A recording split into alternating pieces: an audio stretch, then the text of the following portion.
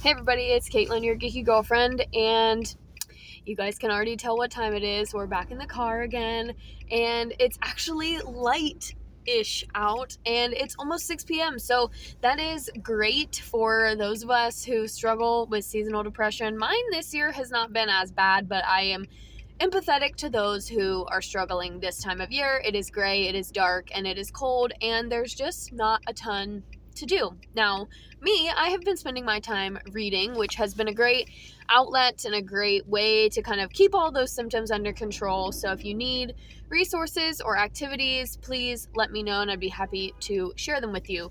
Now, we are actually on our way to a book club meeting. So what better time to talk about a book that I just finished this morning, and we're going to take back to the library on our way back home. But we are going to be talking about Tessa Bailey's Tools of Engagement. This is the third in the Hot and Hammered series, and I have lots to say about this book. So this book is not the best book that I've read in 2025 so far, but it does claim second place by a very clear and distinct margin. So again, this is the third in a series. Now, series oftentimes means that the books have to be read in chronological order or in release order. That is not necessarily the case for this one. However, I would recommend reading the books in chronological order for this one, because otherwise the timelines of the stories just aren't going to make sense. Like, for example, if I would have read this one first before I read the second one, then what happens at the end of this one would have been slightly a spoiler for the second one. So I do think it's nice to read them in the order they were released, but if you happen to read one of them out of order or by mistake, I think you can still enjoy them, because they are three independent stories that just follow the same set of characters. I did read the first two last year. So the first one is Fix Her Up. It follows Georgie and Travis, and that one is more of your sports romance with some fake dating. So those are the main tropes in that one. The second one is Lover or Loser, which follows Rosie and Dominic, and they are already married and then go to couples counseling and do a marriage repair. And then this one is Tools of Engagement, which is the third one, and it follows Georgie's older sister Bethany and a new guy in town, Wes. Wes is a cowboy from Texas, and so if you are into the cowboy trope, we've got that going on, but we've also got like the new guy in town going on. We've got he works in construction. They all work in construction. Oh, we got another one coming. And so we've got that going on. We also have a like Mr. Mom trope in this one, and we have a like a very fast-paced romance. So if you like romances that, they just met and they're already getting serious and that, then this is for you. I don't know if that's actually a trope or if there's like a name for that sort of fast-paced romance, but that's just kind of how I describe it in my head, and it has to be a trope somewhere. So anyway, this is the third one. I did read them in order, and both of the first two do have reviews right here in the channel, and Lover or Loser was a 5-star read for me in 2024. I absolutely loved it. I read it in essentially one day. Like, I started it and then finished it the next day. And so I read the majority of it in one sitting, and I just could not put it down. I had to finish it. And so for me, the second one was a no-brainer 5-star read. This one, however, could keep pace with the second one. I didn't read it in one day, but I did read it over the course of like 3 days. So it still had a pretty quick pace. I still read it pretty quickly, and I did really, really enjoy it. I enjoyed it from the first page, but again, I've grown really attached to these characters, as you do when you're 3 books into a series. So we'll talk a little bit about the plot in this one. We'll talk a little bit about the spice level in this review. But as always, I like to keep most of these YouTube videos as spoiler-free as possible, because I just want this YouTube channel to kind of be a way for if you're trying to decide if you want to read the book or not. Like, I just kind of go for like a vibe check, or like, if you like this, you'll like this, that sort of a thing, and keep the spoilers out of it, because I don't like to read spoiler book reviews. And so I don't like my channel to be full of spoilers. While we're on this topic, if you are new here, make sure you hit that red button and subscribe to my channel. You can also hit the bell to be notified about all my latest videos. And lately we've been doing a lot of these car chat ones where I'm driving or going somewhere, because honestly, it's a great way to spend the drive, because if I don't do this, then I'm just listening to music. So yeah, so if you are new here, I do put a full video review of all of the books that I read. Last year in 2024, I read about 45 books or so, and my goal for this year is to top that off and read 48. So stay tuned here on the channel for all of the things that I'm reading, and it already has proven to be a year of romance and a year of fantasy. So if either of those two genres are your it genre, then welcome to the page, because I'm reading a lot of fantasy for the first time, and I am also not a rereader, so I read all of these books for the first time, and I often don't read things again ever. Okay, so let's get into the plot details of this one. Like I said, this is the third one. Bethany Castle is the middle child of the Castle children. So Stephen, the older brother, is kind of this side character in all three books that doesn't really, he never gets his own story unless it's being written now. But he is married throughout the course of all three novels, and in an event that occurred before the events of all three of these novels. And then you have Bethany, who's the middle sister, and then you have Georgie, and the first book is about her, like I said. So Bethany is very much a type A. She is an overthinker. She's a planner, which from that perspective, I can relate to Bethany. Bethany is also 30, which I can relate to, as I'm going to be 30 in just a few months. So as a character, Bethany was really, really relatable to me. And previously, like before the events of this book, this is not a spoiler because she mentions it in this book, but she also mentions it in the other books as well. Bethany has been on a man hiatus, and Wes, the male lead in this book, actually is introduced in the second book. So you get to know him a little bit as a side character in the second book, but then he really, obviously, then the story takes on new meaning as he becomes Bethany's male lead. And like I mentioned, Wes is a cowboy from Texas, and we also have the Mr. Mom storyline going on. I won't dive too much into that, but I will just say it's not his actual child, and there's more to that story that gets kind of unearthed as the book goes on. We'll talk about spice level. So last year I did upload a spice rating kind of gauge guide, like how me as a newer adult romance reader dishes out and decides spice level for books, and what that means to me, and what I look for, and what it sounds like. And so I encourage you to check out that video if you disagree with my spice rating, because I, as a reader, don't mind a lot of spice. Now, I say that with a caveat of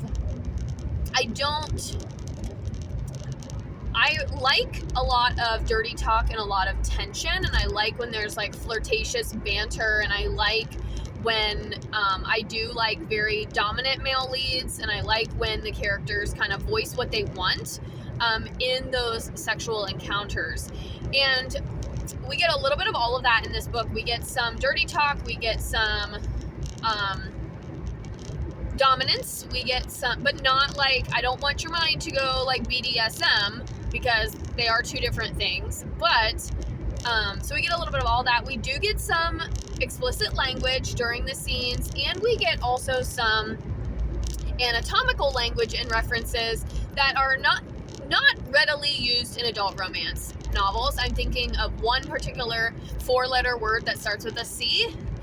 We don't get that word a lot when we're talking about dirty talk or, adult romance novels. Now, there's another 4-letter word that starts with a C, and ends with a T that we get all the time, and that is to be expected when you're talking about adult romance. But one was used, and I felt like it was the first time I'd actually seen it used in a book.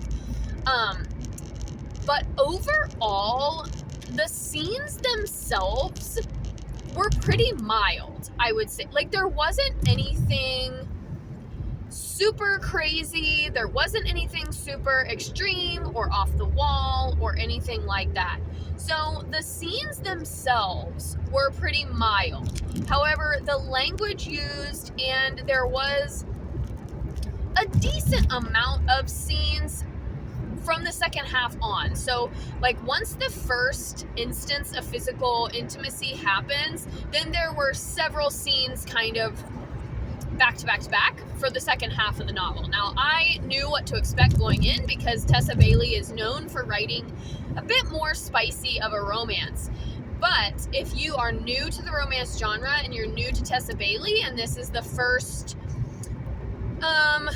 Tessa Bailey book that you're reading, or the first series that you're reading, then I just wanted to let you know that there is a decent amount. I think there's maybe 5 different sequences or scenes of intimacy at an adult level.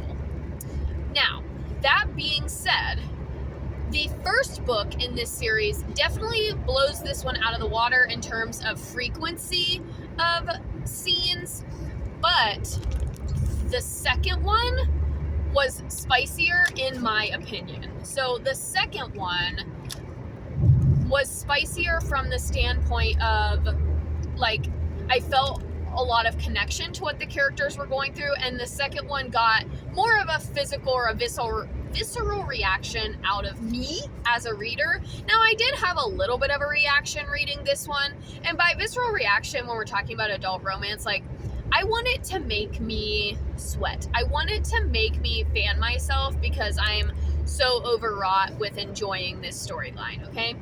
And I got a little bit of that with this, not a ton. Now, that being said, I did give this one overall a 3 pepper spice. I gave the second one a 3 pepper spice as well, because I think for some people, the amount of spice in this book is going to be too much. It's going to put them over the edge. But then I feel like for other people who read, you know, erotica, semi-erotica, or really spicy romances all the time, this one is probably going to be pretty mild.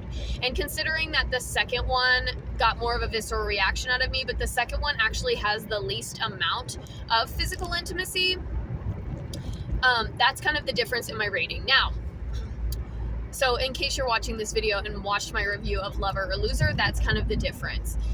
Now, I completely lost my train of thought. That was the spice level. Yeah, completely lost it. It might come back. You guys know, if you've been watching these videos for a while, sometimes I say things and then at the end of the video I'm like, oh yeah. So yeah, that's the spice level. I gave it a 3, mostly because of some of the language that was used. But like I said, the scenes themselves were overall pretty mild, nothing too extreme or out of the ordinary for an adult romance novel. The plot itself definitely mirrors the second one. So the first one, I would say, is your typical adult romance novel, where I would say 50% of the actual plot or the actual pages are them doing sexual acts. And then the second one was way heavy on the plot, low on the sexual acts because of the events of the plot. This one was a nice middle ground. So we had about half the book that was heavy in plot, building up the character development, letting Bethany's walls kind of come down. And then we also had the second half of the book that, you know, had those sexual acts, but also kept going with the plot. Now, I will say, I think that is why I only gave it 4 stars. I wanted a little bit more development in the storyline of Wes being a guardian of the said child in the book, which again, I'm not going to tell you any spoilers, but that is one of the storylines, is that Wes he starts off as like a temporary guardian, ends up filing for guardianship, and I wanted more out of that. Like, I wanted more of a resolution from that. I wanted to know as a reader if that was going to be a permanent thing, and you don't really get that. And they leave it like, Tessa kind of just leaves it as like this, oh yeah, things are great, but in reality that's a very tense situation and would be a very tense situation, and I as a reader wanted more resolution from that. Now, how Bethany's storyline resolves and what she gains out of this book I loved, and I do feel like her individual storyline was kind of closed into a nice little bow. The end of this book, I literally went, whoo, like I gasped because I was so excited for the end, and just wrapping up the storylines of all of these characters was done in a very nice way. And that is the reason that I gave it 4 stars, but also the reason why I only gave it 4 stars, because I kind of wanted more resolution out of this whole guardianship storyline. And if you read the book, you'll understand what I'm talking about. There were also a couple of plot holes, like, as there is with most novels, if we're being honest and if we're really being critical. But there were a couple of plot holes, one of which being what in the world happens to Bethany's house. They don't really explore that, or they don't really explain that. But, you know, we can suspend our disbelief because of the events of the end of the story.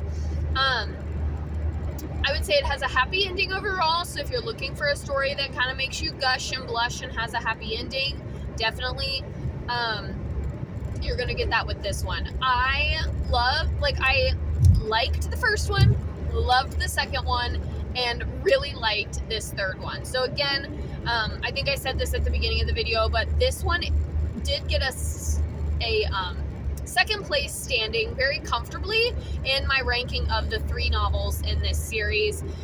The first one was my least favorite, and then the one, Tools of Engagement, was second, and then Lover or Loser just really stands out. That's going to be a book that I think about and remember and rave about for a really, really long time.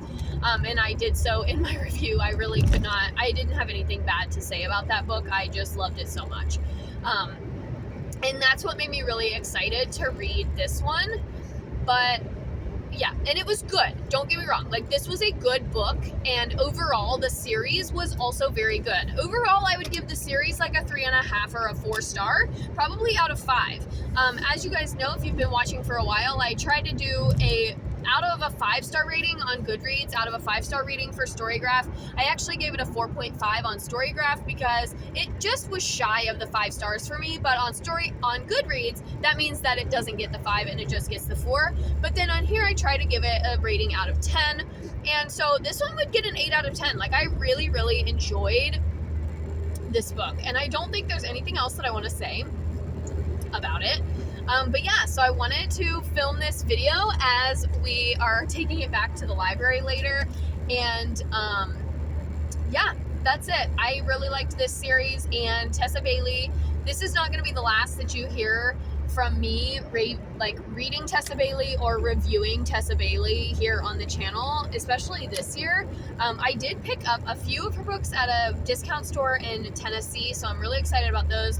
Hook, Line, and Sinker is one that comes to the top of my head. And then I did just pick up the Au Pair Affair at the library as well. So me and Tessa will be spending a lot more time together this year. So if you like Tessa Bailey and you agree with my rating of this book, then make sure you definitely hit that button, hit the bell notification to be notified when I drop more videos, because I have one Tessa Bailey book that's going to come within the next month, so I can read it and take it back to the library. But then I also have 2, if not 3, on my shelf that probably over the summer I might get to.